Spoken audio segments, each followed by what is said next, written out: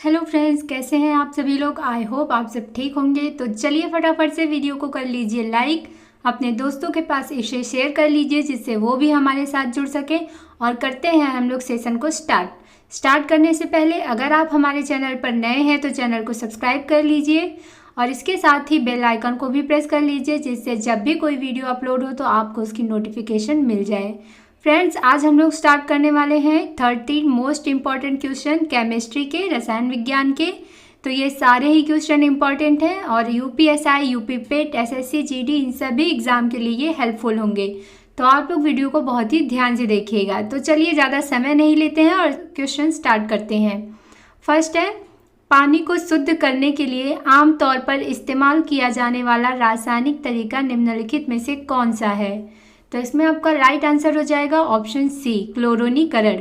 Normal तौर पे जो पानी प्योर किया जाता है, पानी को शुद्ध किया जाता है, तो उसके लिए क्लोरोनीकरण का यूज़ किया जाता है। इसमें क्या होता है, जैसे पानी को शुद्ध करने की कई सारी विधियां हैं, उसमें बहुत से लोग फिटकरी डाल के शुद्ध करते हैं, बहुत लोग गर्म करके शुद्ध कर लेते हैं, उसमें कुछ लोग धावन सोडा डाल के भी उसको प्योर करते हैं।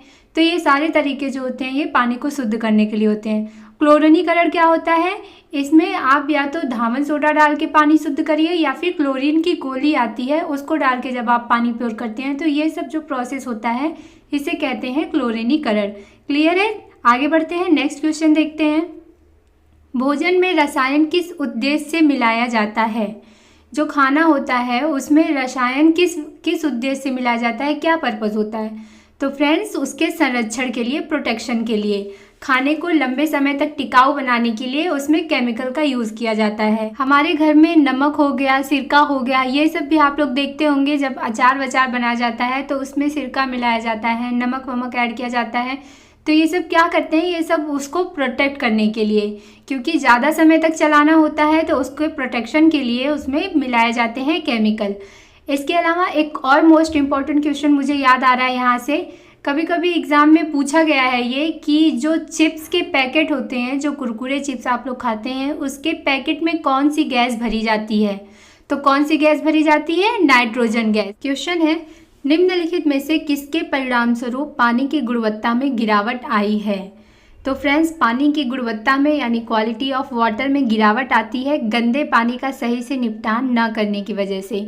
इसमें आपका ऑप्शन ए राइट होगा। अब देखिए, गंदे पानी का सही से निपटान ना करना, इसका क्या मतलब होता है। तो जो हम लोग डेली अपने घरों में पानी यूज़ करते हैं नहाने के लिए, कपड़े धुलने के लिए, बर्तन साफ़ करने के लिए, ये सब पानी क्या होते हैं, नाले से हो करके डायरेक्ट जाके नदियों में मिल जाते हैं। और जब नदियों में या तालाबों में ये पानी मिलते हैं तो वहाँ का जितना पानी होता है सब गंदा हो जाता है। और जब सब पानी गंदा हो जाएगा तो फिर वही पानी तो हमारे आता है पीने के लिए। तो जब गंदा पानी पिएंगे तो भाई उसमें कुछ ना कुछ तो ज़रूर ही कीटाणु रह ही जाएंगे, और वही कीटाणु जब हम लोग पीते हैं तो हमारे शरीर में बहुत सारी बीमारियां हो जाती हैं। मैं आपको बता दूं कि जितनी भी बीमारियां हैं, मोस्ट इम्पॉर्टेंट रीज़न होता है उसका गंदा पानी। तो गंदा पानी सबसे पहले हमको नहीं पीना चाहिए और पानी को नदी और तालाब में जाने से बचाना चाहिए। इसके लिए आप कहीं भी मतलब गंदे पानी जो निकल रहे हैं घरों से, नालों से, उनको तालाब में या नदियों में ना मिला करके कहीं अलग जगह पर स्टोर करो और उनका कुछ और किसी काम में यूज़ करो। तो इससे क्या होगा, आपकी नदियाँ, आपके जो तालाब है वो सब भी शुद्ध रहेंगे और पानी का रीयूज़ भी हो सकेगा आसानी से। तो गंदे पानी का सही से निपटान न करना ही पानी की गुणवत्ता को गिराता है। क्लियर है, चलिए आगे बढ़ते हैं। नेक्स्ट, जल प्रक्रमण संयंत्रों में घुले हुए ठोस पदार्थ को हटाने के लिए क्या उपाय किए जाते हैं। तो क्या उपाय किए जाते हैं, रिवर्स ऑस्मोसिस, आसवन और आयन एक्सचेंज। ठीक है, आपका इसमें ऑप्शन सी हो जाएगा राइट आंसर। रिवर्स ऑस्मोसिस, ये जैसे कि हमारे घरों में लगे होते हैं पानी फिल्टर करने के लिए, आरओ, ये हो गया रिवर्स ऑस्मोसिस का एक बेस्ट एग्जांपल। आसवन, ये तो जानते ही होंगे आप लोग, आसवन में गर्म पानी करते हैं, जब उसकी जो भाप होती है फिर उसको ठंडा करके यूज़ करते हैं, उसे कहते हैं हम आसवन। आयन एक्सचेंज, आयन एक्सचेंज द्वारा जब पानी को प्योर किया जाता है तो वो आयन एक्सचेंज होता है। तो ये सारी जो है ये विधियाँ होती हैं जल प्रक्रमण संयंत्र यानी कि वाटर ट्रीटमेंट प्लांट्स में घुले हुए पदार्थ को हटाने के लिए, जो ठोस पदार्थ होते हैं उनको हटाने के लिए ये सारे ट्रीटमेंट किए जाते हैं। चलिए आगे बढ़ते हैं, नेक्स्ट क्वेश्चन देखते हैं। खाने का सोडा है, खाने का सोडा, ठीक है। खाने का सोडा का यूज़ नॉर्मली सबके घर में होता है, आप लोग जानते भी होंगे। तो इसका रासायनिक नाम क्या होता है ये बताइए आप लोग मुझे, क्या होता है? Sodium bicarbonate. ऑप्शन बी इसमें करेक्ट होगा। खाने का सोडा, इसको बेकिंग सोडा भी कहते हैं और इसका रासायनिक नाम होता है सोडियम बाइकार्बोनेट। अब इसका फॉर्मूला क्या होता है, रासायनिक सूत्र क्या होता है? तो सोडियम बाइकार्बोनेट यानी कि NaHCO3, ठीक है। Sodium bicarbonate NaHCO3। चलिए अगला क्वेश्चन देखते हैं। हमारा अगला क्वेश्चन है, निम्नलिखित में से कौन एक नाइट्रोजन उर्वरक नहीं है? ठीक है, नाइट्रोजन फर्टिलाइजर कौन सा नहीं है? तो ammonium sulphate, calcium cyanamide, superphosphate of lime, urea. पहले तो हम इन सबका रासायनिक सूत्र लिख लेते हैं, ठीक है। अमोनियम सल्फेट, इसका क्या होता है? इसका होता है NH4 का whole twice into SO4। Calcium cyanamide, इसका क्या होता है? इसका होता है CaCN2। सुपरफॉस्फेट ऑफ लाइम, इसका क्या होता है? तो इसका होता है CA3PO4 का होल ट्वाइस। यूरिया, फटाफट आप लोग कमेंट करिए, ये तो आपको पता होगा। यूरिया का क्या होता है? CH4N2O। अब इन चारों का हम लोगों को मिल गया रासायनिक सूत्र। अब नाइट्रोजन देखना है कि किसमें नहीं है। NH4 नाइट्रोजन है, कैल्शियम साइनामाइड में नाइट्रोजन है, सुपरफॉस्फेट ऑफ लाइम, इसमें आपको कहीं भी नाइट्रोजन नहीं दिख रहा है, ठीक है। यूरिया, इसमें भी नाइट्रोजन है, तो आपका इसमें ऑप्शन सी करेक्ट होगा। देखिए, अगर आपको रासायनिक सूत्र याद है तो फिर आपको ना तो केमिकल रिएक्शन में कोई प्रॉब्लम होगी, कभी भी आपके सामने कोई क्रिया आएगी तो उसको भी आप लोग इजीली समझ लेंगे, और ना ही आपको ये पहचानने में दिक्कत होगी कि किसमें कौन सा तत्व है और कौन सा तत्व नहीं है। तो इसमें आपका ऑप्शन सी करेक्ट हो जाएगा। चलिए आगे बढ़ते हैं, नेक्स्ट क्वेश्चन देखते हैं। जंग लगने पर लोहे का भार, तो जंग जब लग जाता है लोहे में तो उसके भार पर क्या प्रभाव पड़ता है? उसका भार बढ़ जाता है। अब ये कितना बढ़ेगा? तो जब लोहे में जंग लगता है तो क्या होता है? वो होता है आपका आयरन ऑक्साइड, और ऑक्सीजन की जितना भार होता है उतना ही भार लोहे का बढ़ जाता है उसमें जंग लगने के बाद। क्लियर है? चलिए अगला देखते हैं। खाना पकाने की गैस में 90% से अधिक रहता है। तो फ्रेंड्स, सबसे पहले खाना पकाने की गैस कौन सी होती है? LPG, ठीक है। LPG का full form liquid petroleum gas. अब इसमें पूछ रहा है कि 90% से अधिक क्या होता है? तो क्या होता है? ब्यूटेन। बहुत बार एग्जाम में पूछा गया क्वेश्चन है ये, एकदम इसको याद ही रख ली, बल्कि रट्टा मार लीजिए। जो LPG गैस होती है उसमें सबसे अधिक मात्रा में पाई जाती है ब्यूटेन, लगभग 90%। चलिए आगे देखते हैं नेक्स्ट। दीमक को नष्ट करने के लिए सर्वाधिक उपयुक्त रसायन है। फटाफट कमेंट करिए, कौन सा रसायन होता है दीमक को नष्ट करने के लिए? तो होता है क्लोरीपाइरीफस, ठीक है। क्लोरीपाइरीफस, आपका ऑप्शन बी इसमें करेक्ट हो जाएगा। देखते हैं आप लोग, जब दीमक उमक लग जाता है, पेड़ों में भी बहुत ज़्यादा दीमक लग जाते हैं, तो वहाँ पे किस केमिकल का यूज़ किया जाता है? क्लोरीपाइरीफस का। क्लियर? चलिए आगे बढ़ते हैं। क्वेश्चन है, निम्नलिखित में से किसका प्रशांतक औषध के रूप में प्रयोग किया जाता है? प्रशांतक औषध, इट मीन्स ट्रैंक्विलाइजर। तो फ्रेंड्स, जब कोई इंसान बहुत ज़्यादा टेंशन ले लेता है, उसको बहुत ज़्यादा मानसिक तनाव हो जाता है, तो वो यूज़ करता है वैलियम का, ठीक है। ऑप्शन डी इसमें राइट हो जाएगा। वैलियम का यूज़ किया जाता है उसके मानसिक तनाव को कम करने के लिए ट्रैंक्विलाइजर के रूप में। क्लियर? नेक्स्ट देखते हैं। संश्लिष्ट अपमार्जक यानी कि सिंथेटिक डिटर्जेंट के बारे में निम्नलिखित में से कौन सा कथन सही है? तो इसमें आपका राइट आंसर हो जाएगा ऑप्शन ए, यह मृदु और कठोर जल दोनों के साथ काम करते हैं, ठीक है। अगला देखते हैं, निम्नलिखित में से कौन सा कैल्शियम कार्बोनेट का एक रूप है? कैल्शियम कार्बोनेट का एक रूप, तो क्या होगा इसमें राइट आंसर? इसमें राइट आंसर हो जाएगा आपका ऑप्शन सी, चूना पत्थर, लाइमस्टोन। लाइमस्टोन को ही कहते हैं कैल्शियम कार्बोनेट। अब कैल्शियम कार्बोनेट का रासायनिक सूत्र क्या होता है? तो ये होता है CaCO3। अब ऑप्शन देख लेते हैं। वॉशिंग सोडा, वॉशिंग सोडा का क्या होता है? तो फ्रेंड्स, वॉशिंग सोडा होता है सोडियम कार्बोनेट यानी कि Na2CO3। और बेकिंग सोडा अभी अभी मैंने आपको बताया था, बेकिंग सोडा जस्ट पीछे आया था, इसका होता है सोडियम बाइकार्बोनेट यानी कि NaHCO3 sodium bicarbonate. Washing soda sodium carbonate, baking soda sodium bicarbonate, चूना पत्थर ये होता है कैल्शियम कार्बोनेट, टेबल साल्ट यानी कि नमक ये क्या होता है सोडियम क्लोराइड NaCl। क्लियर है। चलिए अगला देखते हैं क्वेश्चन नंबर 13। धावन सोडा या धावक सोडा किसका साधारण नाम है? तो फ्रेंड्स आपको बताना है धावक सोडा का रासायनिक नाम। अभी अभी आया था ये क्वेश्चन, तो फटाफट आप लोग कमेंट कीजिए क्या होगा। धावन सोडा का रासायनिक नाम होता है सोडियम कार्बोनेट। ठीक है, ऑप्शन बी इसमें करेक्ट होगा, सोडियम कार्बोनेट। अब इसका रासायनिक सूत्र अभी अभी मैंने आपको बताया था, सोडियम कार्बोनेट Na2CO3। चलिए आगे देखते हैं नेक्स्ट क्वेश्चन। घरेलू तौर पर पानी को मृदु बनाने के लिए वॉशिंग सोडा का इस्तेमाल किया जाता है, यह वास्तव में क्या है?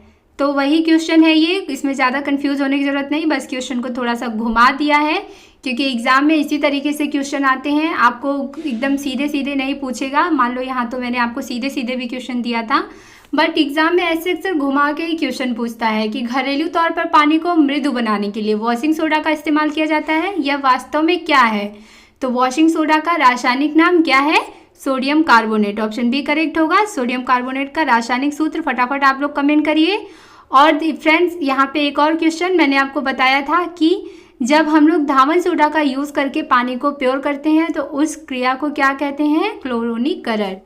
निम्नलिखित में से कौन से उद्योगों में वॉशिंग सोडा का प्रयोग नहीं करते?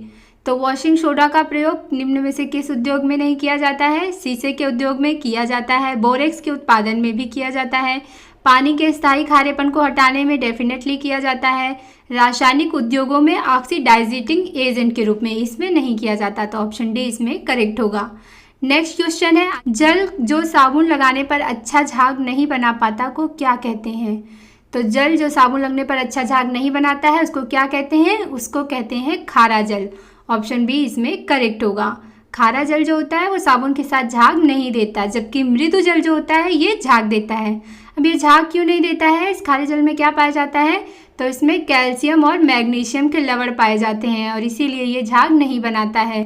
नेक्स्ट है, निम्नलिखित में से क्या जलीय निकाय में होने वाले प्रदूषण में योगदान प्रदान नहीं करता है? तो जलीय प्रदूषण में इनमें से कौन सा है जो योगदान नहीं करता है? भारी धातुएं ये भी कारण होती है, माइक्रोप्लास्टिक्स ये भी होते हैं, कीटनाशक ये तो बहुत ही ज़्यादा प्रदूषित करते हैं। तो बचा क्या? ओजोन। ओजोन जो होता है ये जलीय प्रदूषण में भाग नहीं लेता, यानी कि इसकी वजह से जल प्रदूषित नहीं होता है। ओजोन का कार्य क्या होता है? ये जो सूर्य की पराबैंगनी किरणें होती हैं उनको पृथ्वी पर पहुंचने से रोकता है, यानी कि सूर्य की पराबैंगनी किरणों से ये पृथ्वी की रक्षा करता है। ठीक है, ओजोन लेयर जो होती है, अब ये किस वायुमंडल की किस लेयर में ये पाई जाती है? ये पाई जाती है स्ट्रेटोस्फियर लेयर में। क्लियर है, बिल्कुल कंफ्यूज मत होइएगा, एग्जाम में पूछेगा अगर तो आप लोग इसको करके ही आइएगा। चलिए आगे बढ़ते हैं, नेक्स्ट देखते हैं। निम्नलिखित में से कौन सा मान क्षारीय विलयन के पीएच का प्रतिनिधित्व करता है? तो क्षारीय विलयन पीएच का प्रतिनिधित्व, तो पहले मैं आप लोगों को बता देती हूँ कि अगर किसी भी विलयन का पीएच मान 7 के बराबर है तो वो विलयन क्या होगा? वो होगा उदासीन। ठीक है, उदासीन यानी कि न्यूट्रल। और अगर पीएच मान 7 से ज़्यादा है, 7 से ज़्यादा है तो क्या होगा? तो वो होता है आपका क्षारीय। और अगर 7 से कम है तो क्या होगा? 7 से कम है तो इसका मतलब वो अम्लीय है। ठीक है, इतना क्लियर हो गया। अब यहाँ क्षारीय विलयन पूछ रहा है, तो क्षारीय विलयन यानी कि 7 से ज़्यादा, तो ऑप्शन सी में आपको 10 दिख रहा है, तो इसमें आपका ऑप्शन सी करेक्ट हो जाएगा। कौन सा मान है? वो होगा 10, जो कि क्षारीय विलयन के पीएच मान का प्रतिनिधित्व करता है। सार्वजनिक आपूर्ति हेतु पानी का पीएच मान किस श्रेणी में होता है? बहुत ही इंपॉर्टेंट क्वेश्चन है ये, इसको ध्यान से देखिएगा। पूछ रहा है कि पानी का पीएच मान कितना होता है? तो फ्रेंड्स कितना होता है? 6.5 से 8.5 तक। ऑप्शन बी इसमें करेक्ट होगा। पानी का मान जो होता है 6.5 से 8.5 के बीच में होता है। तो क्लियर है इतना, बिल्कुल कंफ्यूज मत होइए। चलिए आगे बढ़ते हैं। निम्न में से किस प्रकार के कोयले में सबसे अधिक कार्बन सामग्री होती है?